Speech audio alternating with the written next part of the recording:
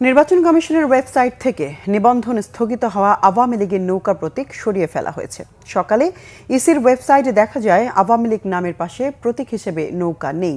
এর আগে মঙ্গলবার রাতে এক ফেসবুক পোস্টে স্থানীয় সরকার উপদেষ্টা আসিফ মাহমুদ সজীব ভুঁইয়া ইসির সমালোচনা করে প্রশ্ন রাখেন, অভিশপ্ত নৌকা মার্কাকে কোন বিবেচনায় আবারও শিডিউলভুক্ত করতে আইন মন্ত্রণালয়ে পাঠানো হলো।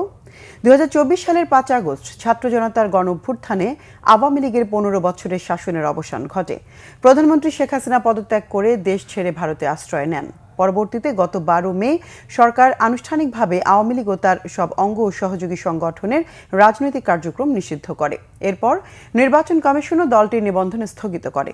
এর আগে প্রধান নির্বাচন কমিশনার এএমএম নাসিরউদ্দিনের সঙ্গে বৈঠকেও এনসিপির পক্ষ থেকে নৌকা প্রতীক বাদ দেওয়ার দাবি জানানো হয়।